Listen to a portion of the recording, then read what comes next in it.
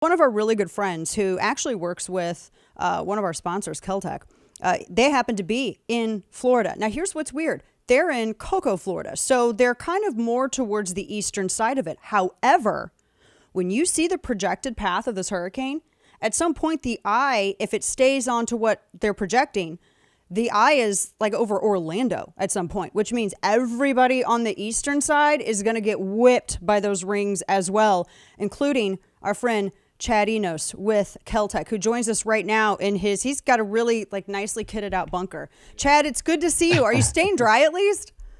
Likewise. And first of all, happy birthday to you. Oh, I thank you. Thank Awesome. you. For my birthday, I want everybody to be safe and nobody to get like thrown around or in the floods. Yeah, so I came in this morning. I rode my alligator to work because a real low profile keeps you out of the wind. You're probably not joking. That's the crazy thing. It's Florida man stuff. I mean, you wouldn't understand. But anyway, so actually this morning wasn't too bad at all. The winds were really calm. But just before we came into the studio, we went outside to check it out, and it's gotten very windy, and there's a lot of rain coming down. It's already, our parking lot's already flooded. So, and they're predicting 24 inches of rain for this thing. So it's going to be pretty sketchy. And you're by a lot of waterways in that area as well, correct? I mean, I was looking at the map. I wasn't trying to like stalk your guys' location entirely, but I was just looking at the geography of it. And there's so many different waterways in Florida. And that's one of the big dangers. Governor DeSantis was talking about it because that's where those surges are coming in. And it almost doesn't matter at some point when it's over the state, there's going to be flooding. Absolutely. Yeah. They say there's more boats in Florida than there are cars. So, what does that tell you? Wow. We're surrounded by water for sure.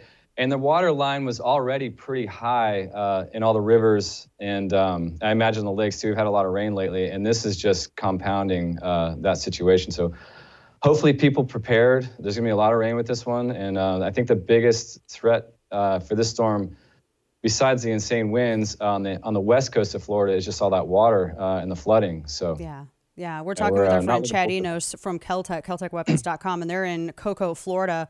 And they're right now, you guys are getting hit, I think, right just from the initial outer rings, because this thing is expected to make landfall, I think, in the last hour of our program, so in a couple hours. Yeah, and his name's Ian, so it's like a British invasion all over again, but not the good kind. So yeah, we're prepared here as best we can be. I have family in the Tampa area, and I know that they're going to get smacked with. It's basically a Cat 5 hurricane at this point, and it is going to rip across the state. I don't know what app peasants use, but I'm looking at windy.com, and it's mapping it straight across Orlando, as you mentioned. And the kind of scary thing is that's about 30 minutes from us, so it's still pretty intense winds. But once it reaches the Daytona area, it's going to hit the Atlantic and start picking up steam again. So, and then storm's not going anywhere. That's a good point. Yeah, and from what I understand, I have an aunt over in Tampa. She's following this very closely. She's telling me that it's moving at about 6 miles an hour. I haven't confirmed that, but imagine 6 miles an hour at 100 plus mile an hour winds ripping through your town. I mean, that thing's just creeping along and just destroying everything in its path. And the crazy thing, I was listening to my friend Janice Dean, who has been covering this, and she was saying that the thing that struck her as odd is that it had actually been slower and only built up a little bit of speed in the past 36 hours. And I'm thinking, how much slower can it get? If it's, and she said that she was really struck by how it just kind of hovered for a long time, and that's the most destructive thing that you can imagine. Talking with our friend Chad Enos, he's with KelTec Weapons. They're based in Cocoa, Florida. You all know KelTec.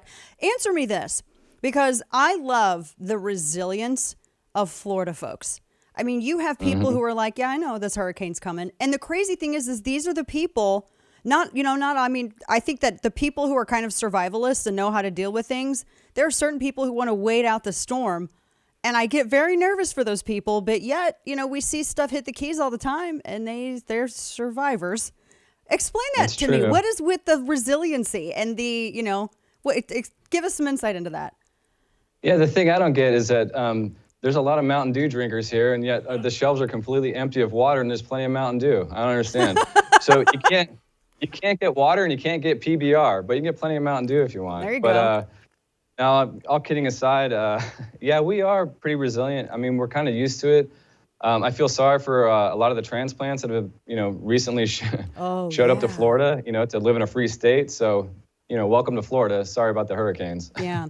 Last question for you. Talking with our friend Chad Enos over at KelTec Weapons. They're in Cocoa, Florida, which, as we were just talking about, he's 30 minutes outside of Orlando. That's where their location is. And after everything goes through, I think Naples, it was projected to go up towards Tampa. It shifted southerly just a little bit, and now it's hitting. I mean, they said Sanibel is going to be underwater, Captiva, Naples going up all the way to Orange Tree.